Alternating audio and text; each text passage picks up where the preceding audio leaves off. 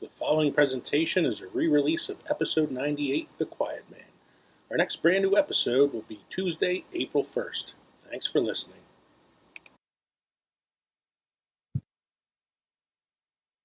Hey, movie lovers. This is Leo, Mike, and Kevin from Films and Fermentation.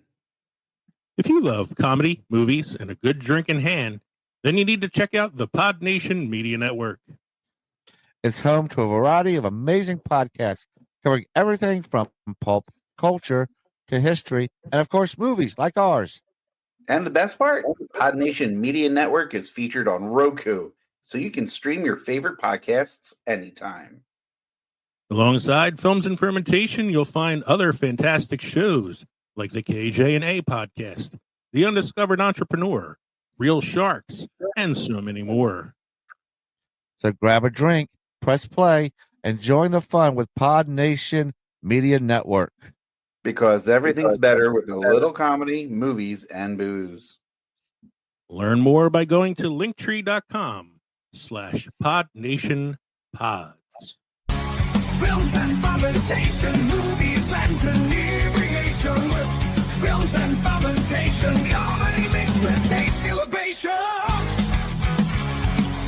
Films and fermentation with Leo, Catman, and Mike.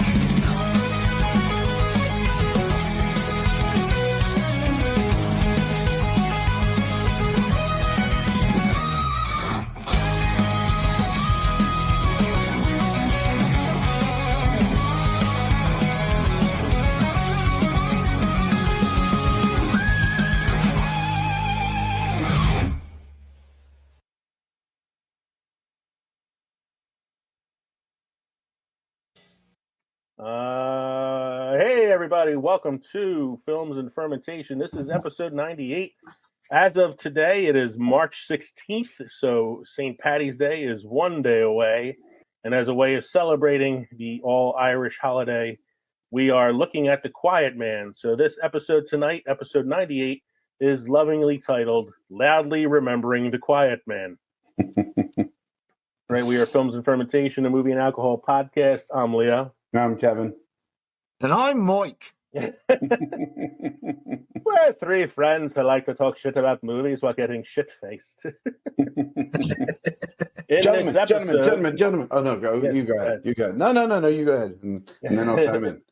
In this episode, we honor the most Irish of holidays, St. Paddy's Day, by revisiting a seminal Irish classic and one of John Wayne and John Ford's best films, The Quiet Man.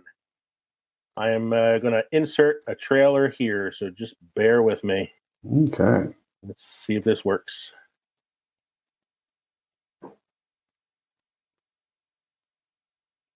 Have you ever seen the trailer for this film?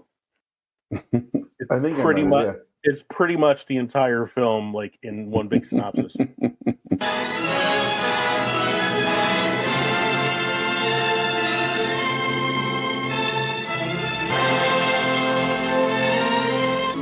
I'd like to tell you about The Quiet Man. He's John Wayne in a picture you'll soon be cheering. It's the story of Sean Thornton, a right-intended man who came from America to forget his past in Innisfree. There he met a fiery red-headed lass, and the village marriage broker went to work. That's a pretty bonnet you have on. Bonnet? Don't you be talking to me about bonnets. After leaving mine stuck up there like a... Easy now. Have the good manners not to hit the man until he's your husband, and entitled to hit you back. Then her bully of a brother, Red Will Danaher, refused to pay her rightful dowry.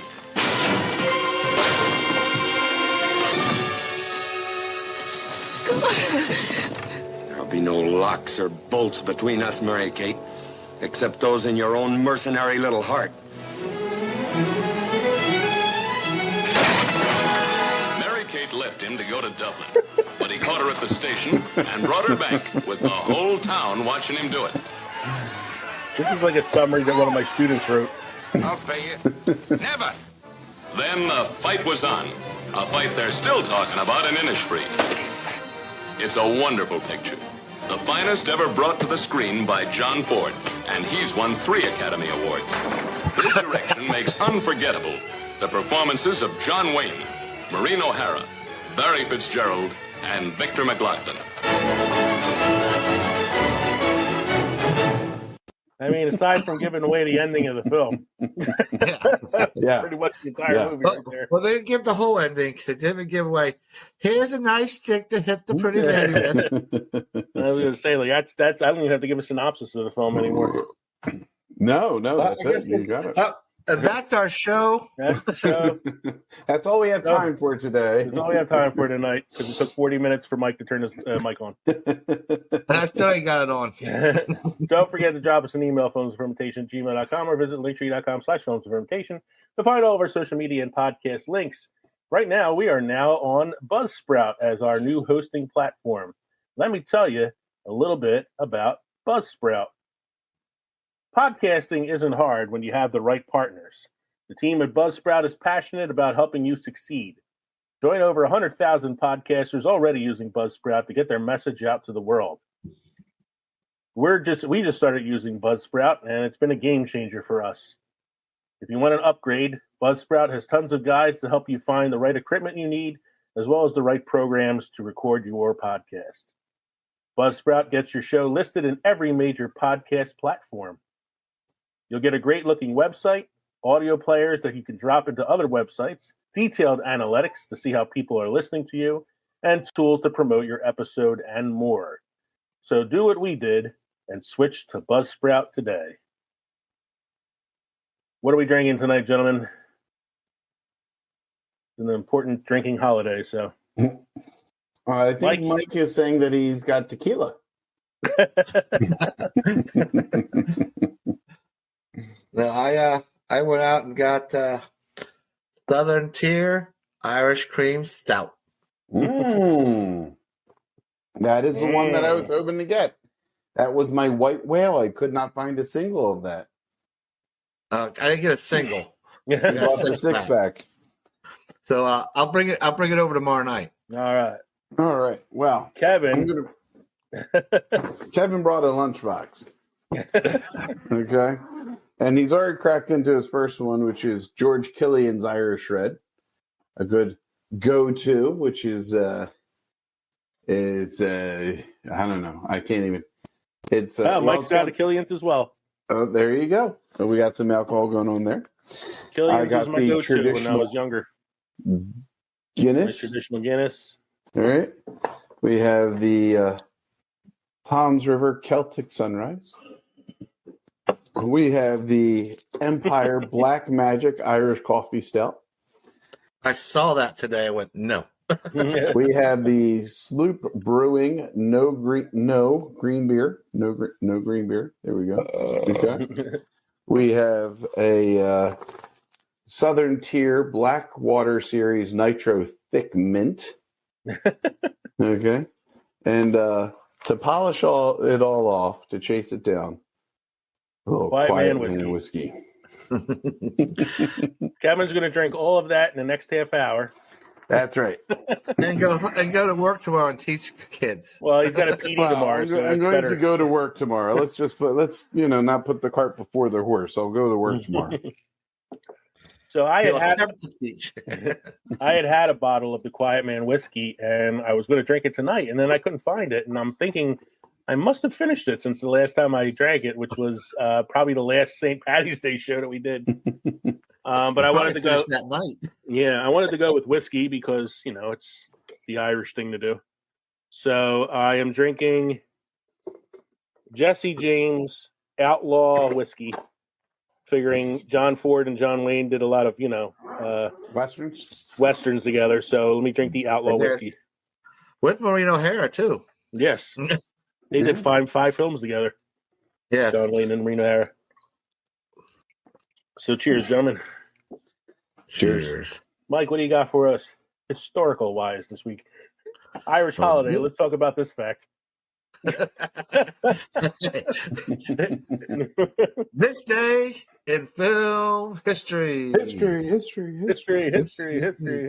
1972, The Godfather, based on the book by Mario Puzo, directed by Francis Ford Coppola, and starring Marlon Brando and Al Pacino, premieres in New York. Academy Award Best Picture in 1973. Yes. It didn't have a Ford in it. Welcome to the St. Patty's Day episode where the names of every actor in that statement ended in a vowel. I went John Ford, Francis Ford, Coppola. Well, we had already did our Godfather episode a while back for the 50th anniversary, which was in 2022. It was actually this month that it was released. So, Mike, do you have a must-try beer or craft destination for us? I have a must-try beer. It is Nitro Berlin Milk Stout from Firestone Walker Brewing Company in California. A rich and creamy beer gets even richer and creamier with the nitro treatment. A blend of nitrogen gas gives this brew tiny bubbles and thick, velvety foam. However, you have to go against your better instincts and pour one roughly into a glass to get the full effect. Instructions are on the can. Expect espresso and caramel aromas from the black 5.5 alcohol by volume brew.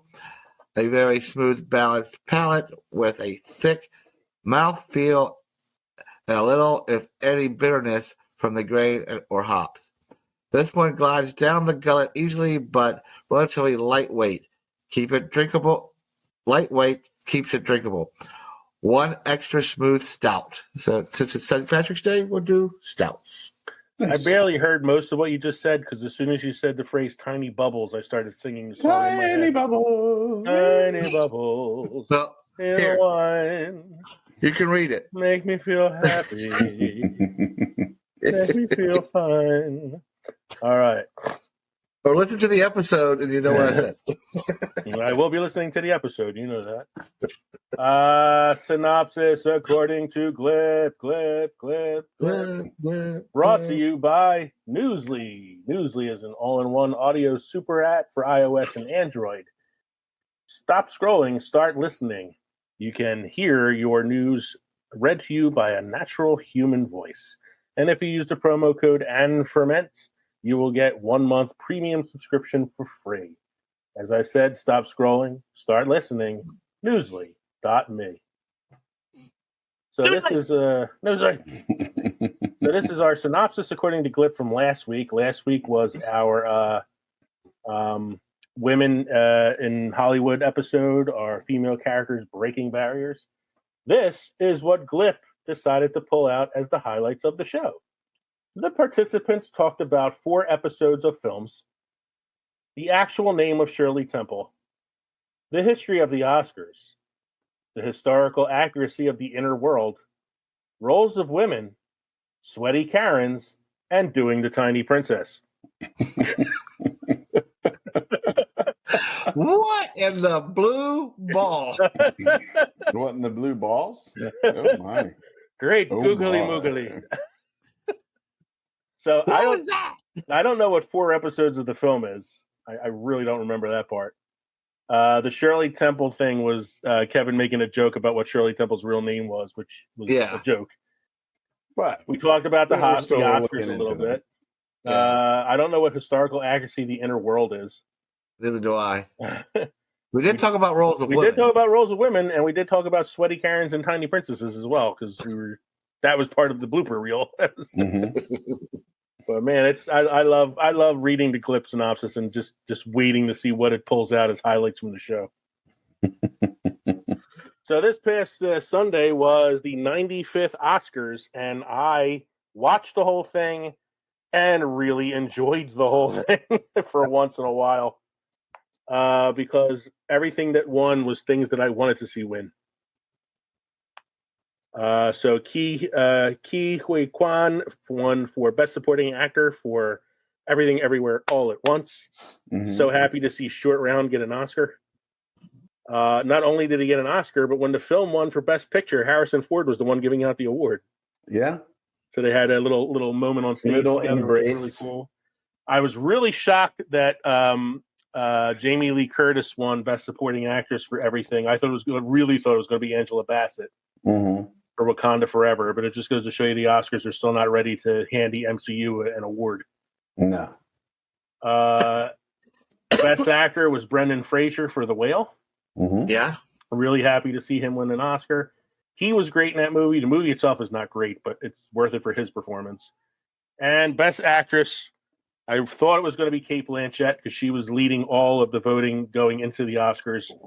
And lo and behold, it was my girl, Michelle Yeoh, for Everything Everywhere All at Once, becoming the first Asian actress to win the Best Actress Oscar. And then, of course, the film won for Best Picture, Best Adapted, or Best Original Screenplay, and Best Directors, because there's two guys who did the film together. Mm-hmm. And so overall, I really enjoyed it because it was an Oscars where things won that I wanted to see win, and not just art house films. And so, having watched a lot of movies in the last couple of weeks in anticipation of the Oscars, I put together my list of my top films of the year so far. Now, I haven't seen everything, so there's some things that aren't on this list, but these are all movies that I've seen within the last year that I really, really enjoyed. My favorite film of the year was Everything Everywhere All at Once, and not just because of Michelle Yeoh. It was an amazing film. Very original, very creative, very fun, funny in certain points, dramatic in others, great action, very poignant ending. Number 2, top film of the year, was not nominated for any Oscars, which was surprising, but I really liked this movie. It was The Menu with Ray Fiennes and Anya Taylor-Joy. Yeah. It was a fun movie. My third favorite film of the year was The Unbearable Weight of Massive Talent, starring Kevin's favorite actor, Nicolas Cage. Number 4, I actually just watched this week, Elvis. How was it? It was pretty good. Kevin, you'll be surprised that I have it this high on my list, considering it was directed by Baz Luhrmann. I'm not a Baz Luhrmann fan. No. It was interesting. It was really interesting. The weirdest part of the film was Tom Hanks' accent. As the general, not the general, the colonel. Colonel Parker, yeah, because Colonel Parker was from the Netherlands. So Tom Hanks' Dutch accent was very odd. My number 5 film was The Banshees of Inisherin with Colin Farrell and Brendan Gleeson. And Jenny. Number 6, Women Talking. Number 7 is a horror film, and it was one of the most original horror films I've seen in a while. It's called Barbarian.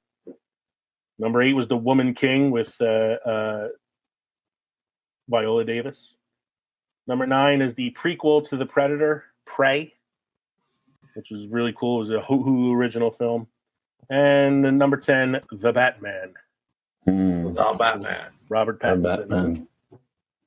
And then, just missing that top 10 list would be some MCU films and The Whale and a few other movies. But those are my favorites of the year, at least from the ones that I've watched. And Gentlemen, I have some movie trivia tonight.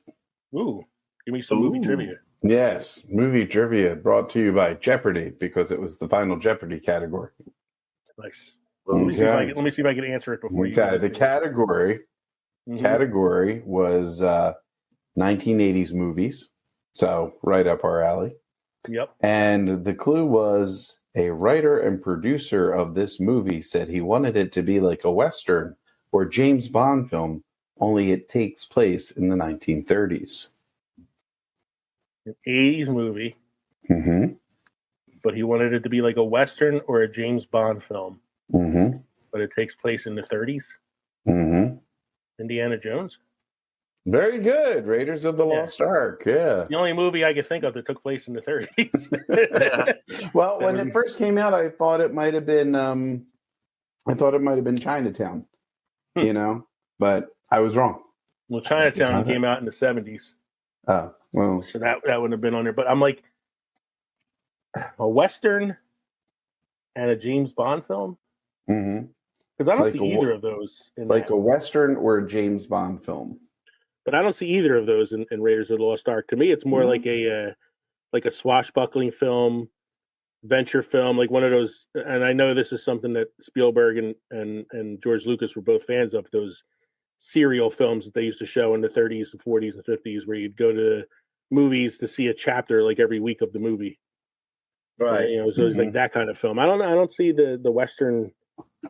I'll believe what he wants to tell me because it's Spielberg. But I don't see the Western James Bond part of it.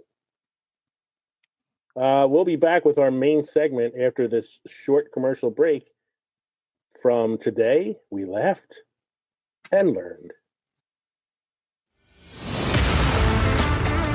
Hi, I'm Chris. And I'm Deb.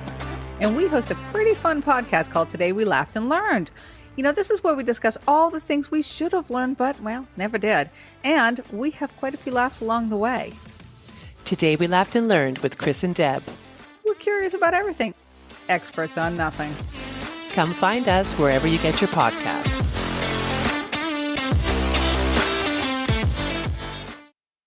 That short commercial break, we just want to remind you that we're going to be on the All Hallows Eve podcast. Let me get these dates right this time. We're recording on Saturday, March 25th with All Hallows Eve.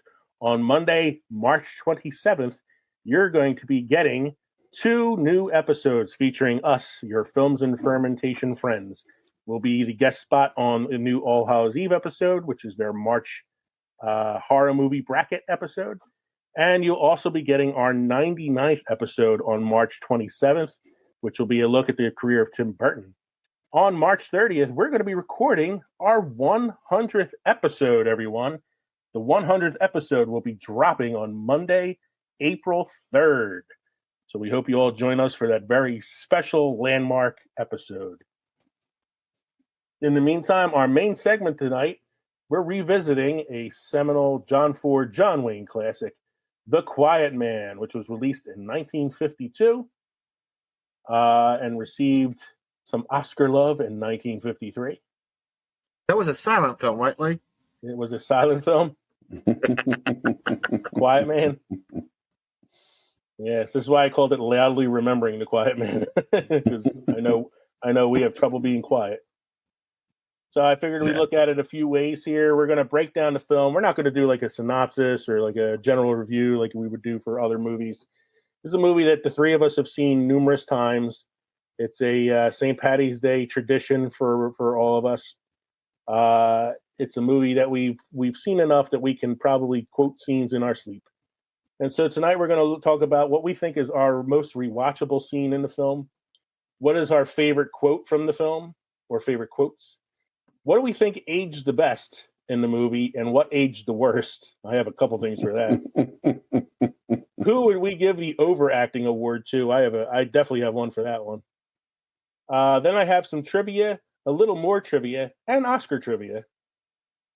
And then we'll save the last question as a surprise question because I think it's one that I kind of see a unanimous decision on that one. So, gentlemen, we know that The Quiet Man, which was released in 1952, directed by John Ford, starring John Wayne, Maureen O'Hara, Barry Fitzgerald, Victor McLaglen, and a few others.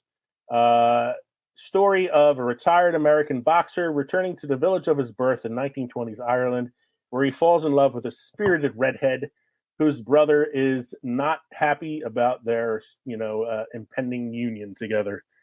And, hilarity and hijinks and fights and drinking ensue, as you would expect in a film that's this Irish.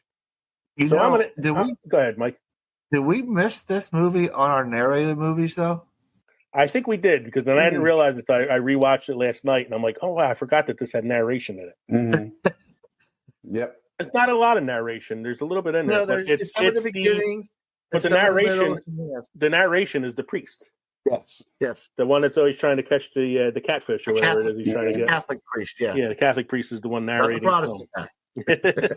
Not Mr. Playfair, no. Yeah. So it was a narrated film, which we definitely missed. And we've talked about it before because we've had it on our St. Paddy's Day episode a couple of years ago, and I know it's come up here and there in other episodes. So what is your favorite scene or scenes, or the scene that you think is like the most rewatchable scene?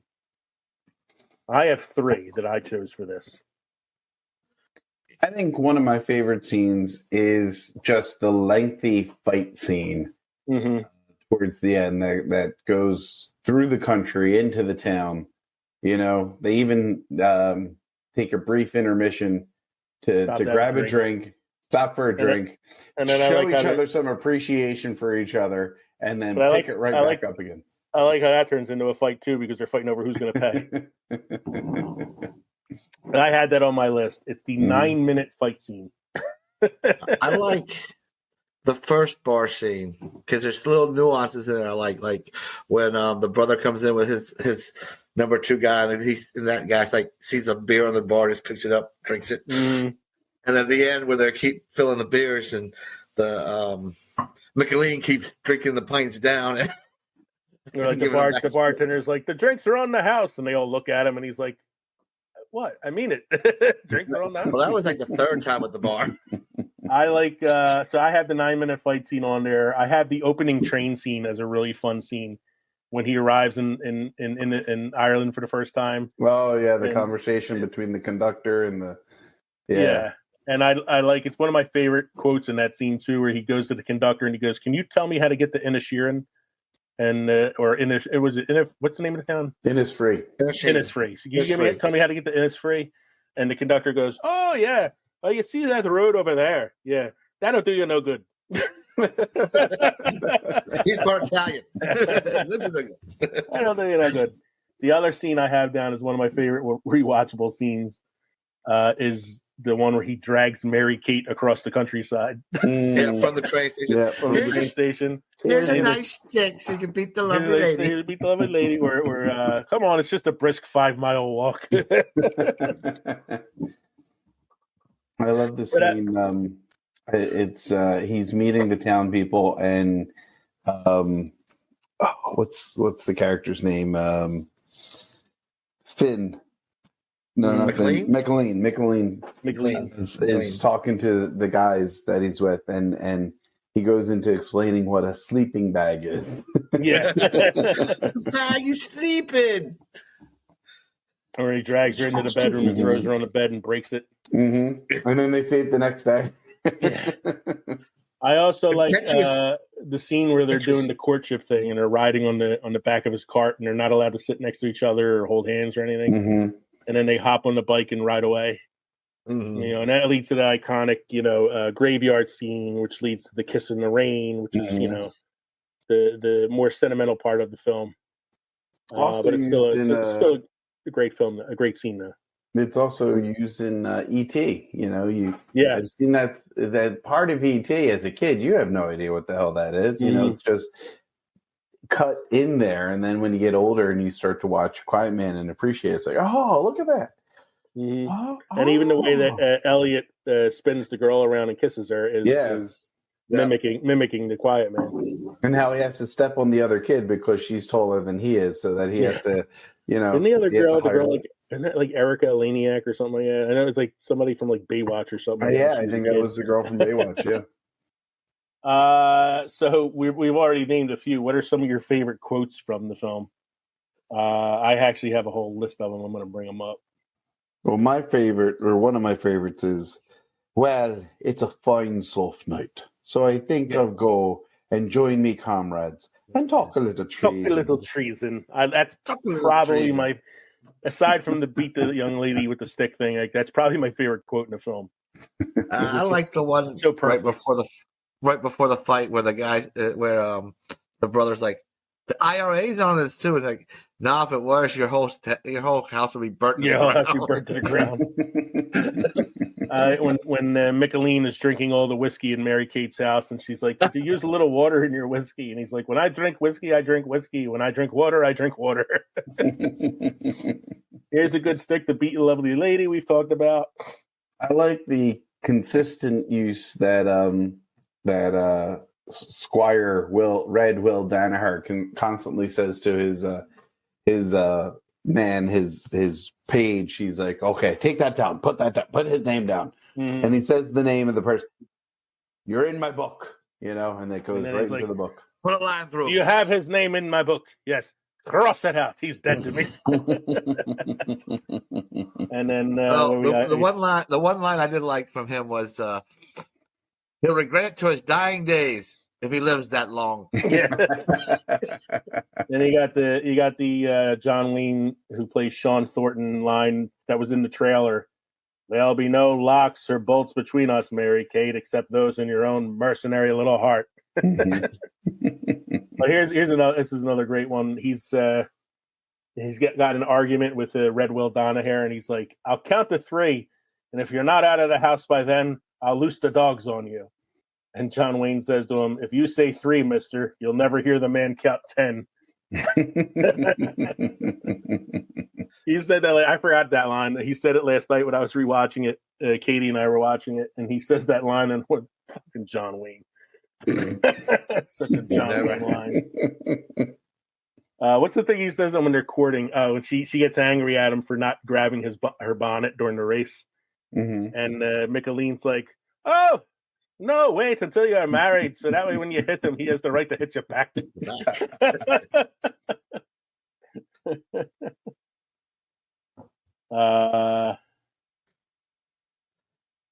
Oh yeah, here's the sleeping bag one, Mike. He's a nice, quiet, peace-loving man. Come home to Ireland to forget his troubles. Sure, yes, he's a millionaire, like all the Yanks. But he's eccentric. Oh, he is eccentric. Wait till I show you. His bag to sleep in. A sleeping bag, he calls it. Here, let me show you how it operates. They're all trying to figure out how it opens. This is a great one.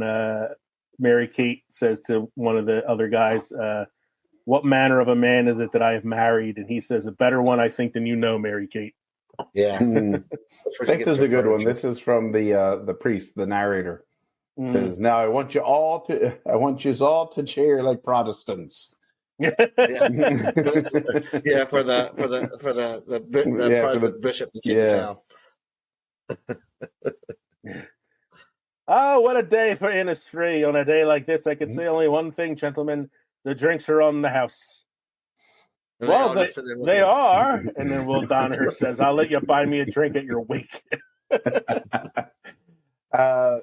Now, this isn't a quote, but this is a scene that I just remembered, and it is during the 9-minute fight scene. But there's a priest giving the last rites, I guess. Yeah. And in the old bed, man that got up. and then the fight's taking place. He gets up out of his bed and starts chasing down to watch the fight. Trying to put his pants on as he's running out of the house. There's another one I That's wrote. the same old man that had the stick that wanted to beat. Yeah.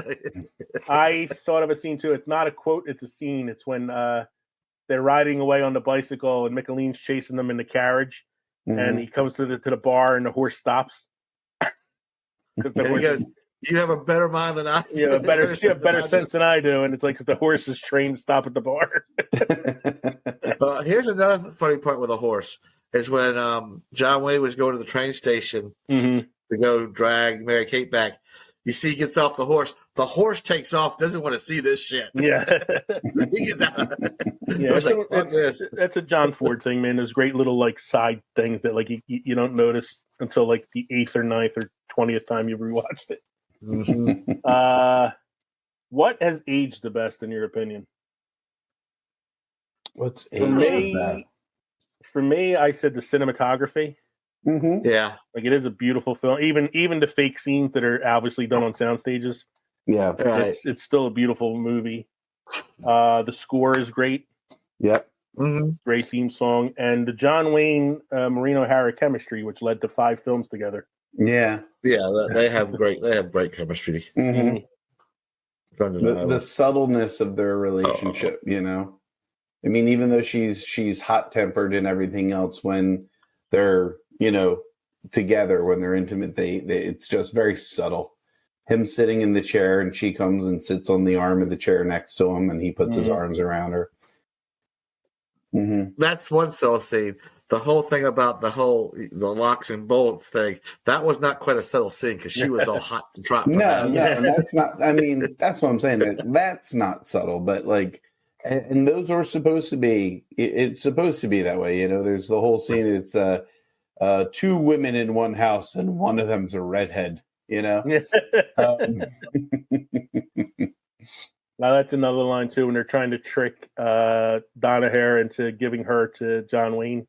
And they're like, that's why the widow Tulane won't marry you, because you already have a woman in the house. And so he marries her off so that he can get Tulane to marry him. And she's like, "No, you fool." What aged the worst? Domestic abuse for comedy. The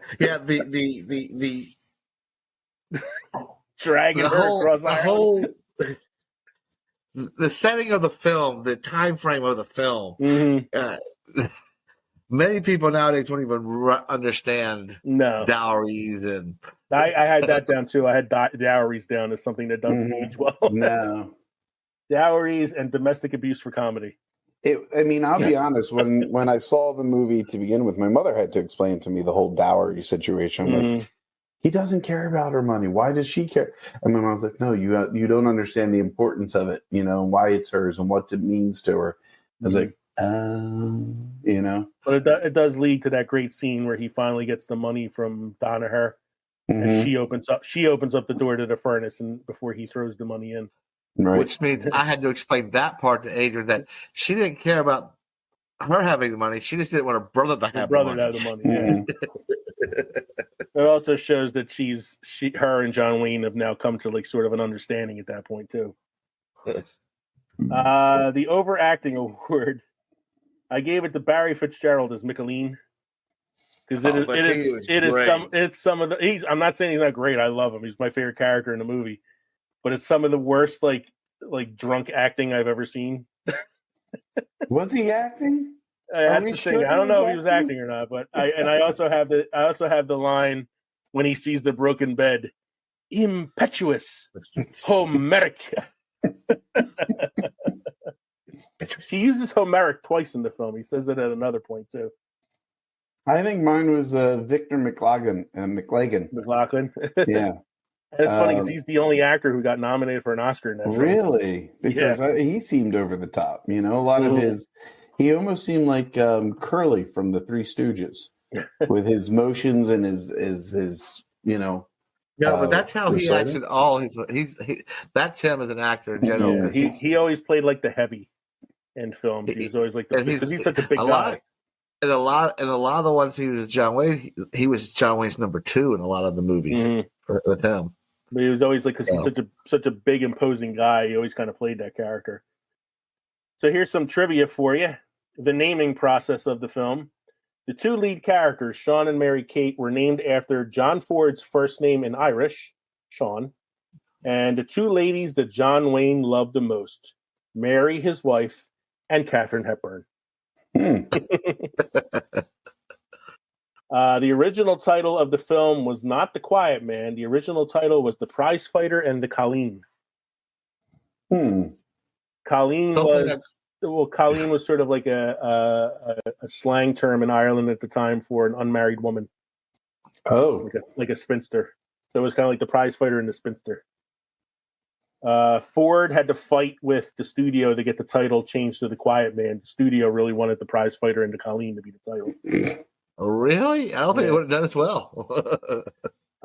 It was a rough shoot for Maureen O'Hara. In the scene where she slaps John Wayne and he blocks her hand, she actually broke her wrist. Oh. And because the film... That's pretty graphic. Yeah, because it was filmed non-sequentially out of order, she wasn't able to wear a cast. And so she acted and worked with a broken wrist throughout the entire shoot. Oh. Including the scene where he's dragging her through the field. Oh. She had no stunt double for that scene. He was actually dragging her across the field. That's because she kept losing her damn shoes. Despite that, Maureen O'Hara revealed in a later interview that The Quiet Man was the favorite of all of the films that she made. It is one of the few Hollywood films to actually use Gaelic, spoken Gaelic language in the film.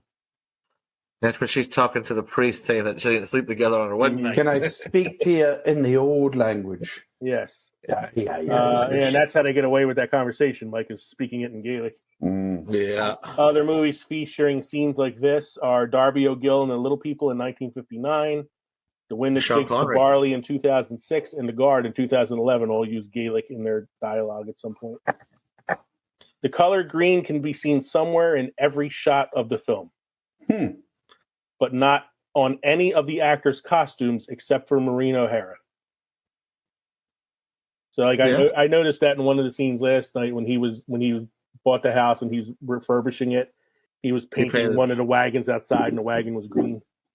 And the door was green. He painted, Despite its beautiful portrayal of the Irish countryside, the film was criticized by some for showing an unrealistic portrayal of the Irish Free State in the 1920s. As I said already, Maureen O'Hara and John Wayne would go on to do 5 movies together: The Quiet Man, Rio Grande, The Wings of Eagles, McClintock, and Big Jake. I could name them without looking at the list. I know you could, yeah. The town has you can actually visit the town even though it's not real. There are replicas of the cottage throughout Galway in Ireland.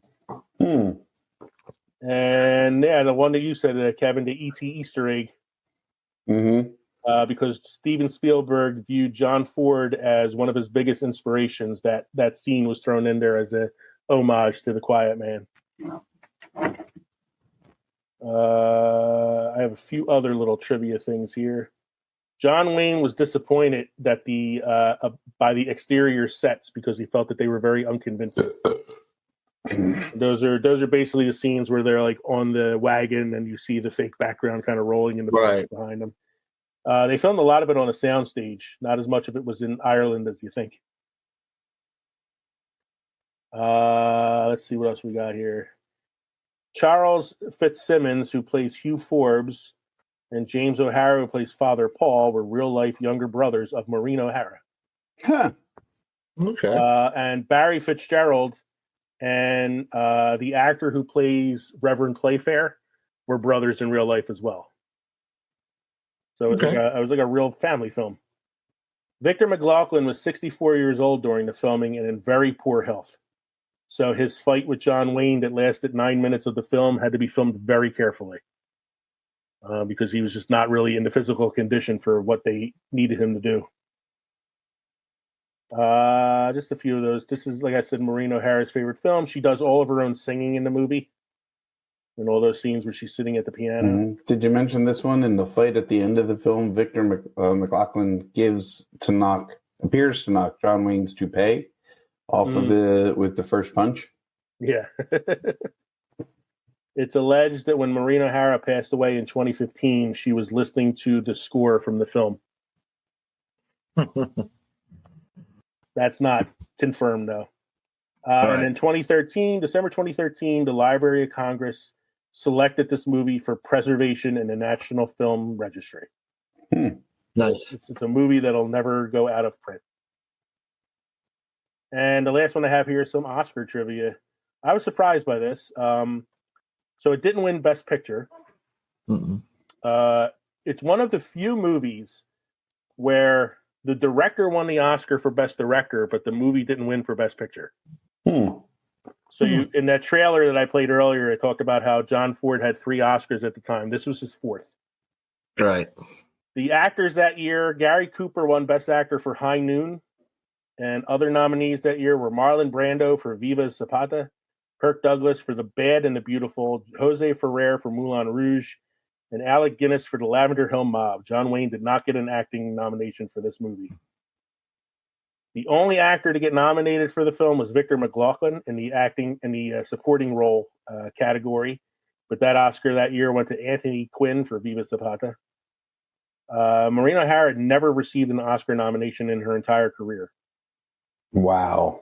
Yeah, that's shocking. Yeah. It won for cinematography, which I already said the cinematography is beautiful in this. Back then, they had a cinematography award for color films and black and white films. Oh, wow. Because they were still, so this won the cinematography for color. They were still segregated. Yeah. And as I said, John Ford won the 4th Oscar of his career for this film for directing, but it did not win Best Picture.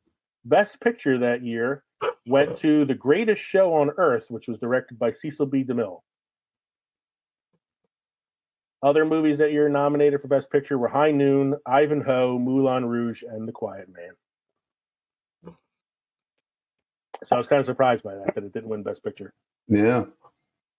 So my last question here. Could this be remade as a 10-episode streaming series? Or even be rebooted as a movie?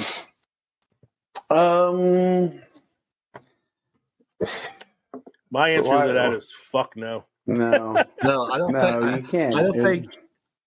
I think it gets my attention for that movie for the 2 hours, but 10 hours of it, I don't think you can get anybody's attention enough for that. I think you'd have to change it so much because of how things are today that you'd lose the essence of the movie. You know? Yeah, like I even think like if you did it as a reboot film, you had to change it too much to even it wouldn't even be recognizable. Mm-hmm. I don't think the comedy would come through as well because it's such a specific time frame for the comedy of it. Yeah. You know, I don't know if the whole story would element be as of the believable. dowry, which is such a driving factor throughout the movie. I mean, that would have to be. That being said, if you did have to remake this film, who would you recast? I'm thinking Colin Farrell for John Wayne's part, just because it's on the nose since he's an Irish actor. Yeah. Well, actually, you don't need an Irish actor for the John Wayne part. Maybe Colin because he's Farrell coming could be from the, America. You know, Colin Farrell could be the brother. It could be Will Donahue. Yeah, you can get maybe Mara. Come on, help me out here, Mara. The sister, Mara. Come on, who am I Rooney thinking Mara? of? No, not Rooney Mara. Berg. Hold on. Okay, Kate Mara. Kate Mara for to play for Marina Mary Harris Kate. part. Mary Kate. Yeah. I was thinking you go with an actual Irish actress. So you can do Saoirse Ronan,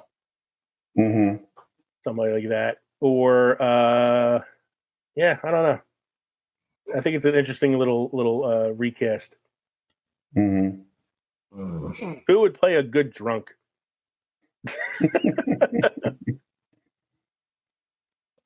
Well, you know what? You could go to Will Ferrell for that too. I was trying to think of like an actual an Irish actor or maybe like a British actor who could play Irish. Oh, I got one. How about who's the Master? The Master? Yeah. Derek Jacobi? The old Master or the young Master? The old. Derek Jacobi. No, the younger one. That's I don't know the actor's name, but I know who you're talking about. The one that played Scotty. Simon Pegg. Oh, you're talking about Simon Pegg. Simon Pegg. He wasn't the Master. That wasn't him in Doctor Who. He was in Doctor Who, but he wasn't the Master. He was the guy that ran the TV station in the Christopher Eccleston season. No, but I could see him playing a good. But he could play. He could do the Michelin character. Michelin. Yeah. It's interesting to think about, I think.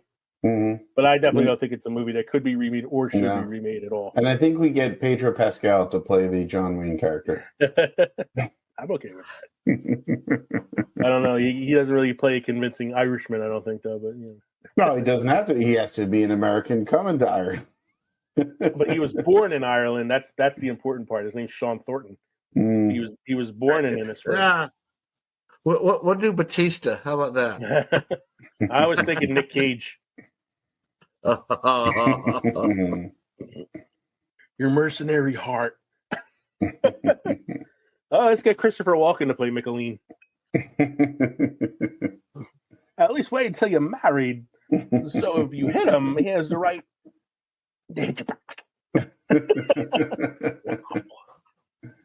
Mike, you have any beer trivia or history for us this evening? I do. Beer history. William of Malmesbury, a famous English historian of the 12th century, wrote that during the reign of Henry II, the English were overly fond of drinking ale. By that time, monasteries had already become famous for producing this dark, warm, fermented, fruity-style beer. Nice. Kev, did you get through all your beers tonight? I got through 2 of them. I got through the bottom of the Guinness is right here. So, nice.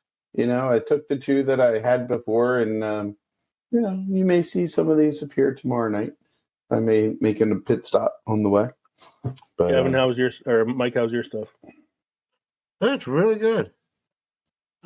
So, when we started tonight, when I say when we started, I mean it was at the beginning of the 40 minutes. We were waiting for Mike to figure out his equipment.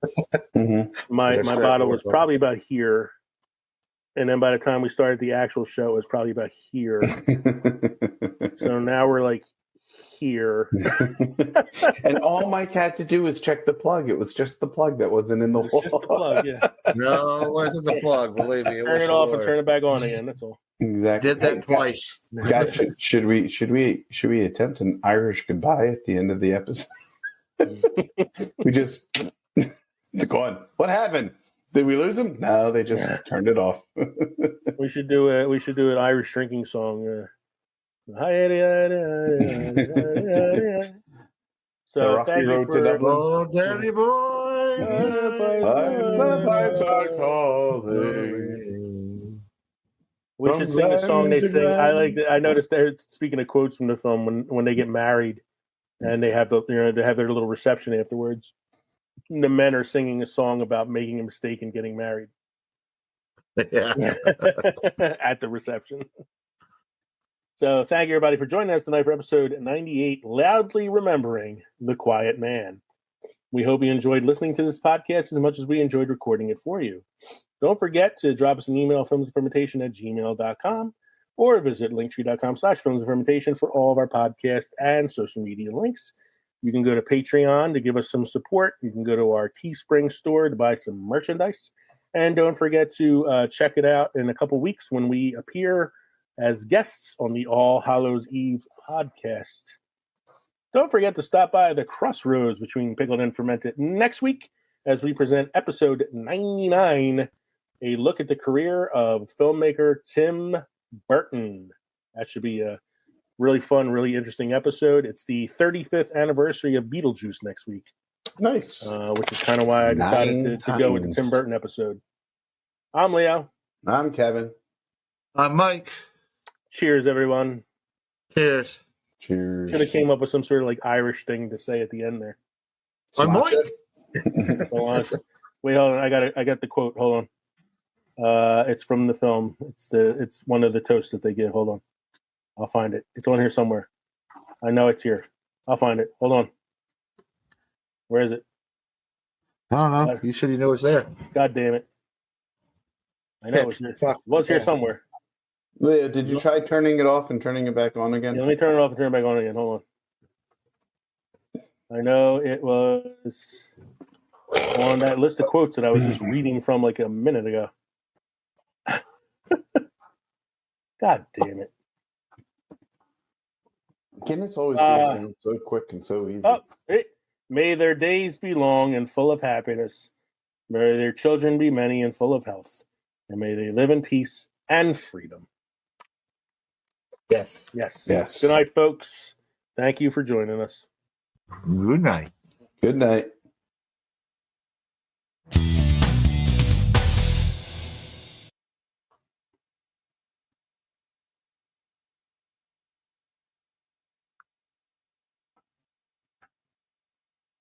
We're back. We want to remind everybody that we are going to be doing a guest spot on the All Hallows Eve podcast. We'll be recording next Saturday, and which is the 26th, and the episode will be premiering that following Monday, March 30th. That will also be a release day for us as well. That'll be our 99th episode releasing that day. So Monday, March 30th, you will get a brand new All Hallows Eve podcast, guest starring your three favorite drunk, pretend to be film historians. And you'll also get a new episode from us that Monday as well, which will be episode 99, which we're going to be looking at the career of Tim Burton. I see it on the 30th as the 100th episode. The 23rd, next Thursday, is our 99. And the 30th is our 100. And that's our AFI. Let me double check my calendar. Well, 99 is Tim Burton. That's next week. Mm-hmm. So we are recording that. I got my dates mixed up. Look at that. Look at that. Look at that. I have my dates mixed up. Kevin doesn't only just bring the pretty. Hold on. Cut, print, edit. We're back from our short little break. We want to remind you that we are going to be doing a guest spot on the All Hallows Eve podcast. We are going to be recording with All Hallows Eve next Saturday, which is March 25th. That episode will be released on March 27th, which is a Monday. That day, you will be getting two episodes starring your favorite Films and Fermentation hosts. One will be our guest spot on All Hallows Eve. The other will be our actual 99th episode, which is the career of Tim Burton. And don't forget, we'll be recording our 100th episode on March 30th, which will be released the following Monday, which is April 3rd. So April 3rd is our 100th episode. We're going to be looking at the AFI films. It's not April 3rd. What is it? No. March 30th. March 30th. March 30th. Is when we're recording it. Right? We're recording on in 2 March weeks. 30th. Next Thursday is the 23rd. Yeah. Yes, Right? which would We're Yes. recording our 99th episode. Yes. right. That's being released on Monday the 27th with the All Hallows Eve episode. Okay. We're recording Okay. the 100th episode on March 30th. And we're dropping it on April. And we're dropping it on April 3rd. Oh, See? you guys make things so difficult. I had it right the second time. Cut, print, edit, third time. Welcome back.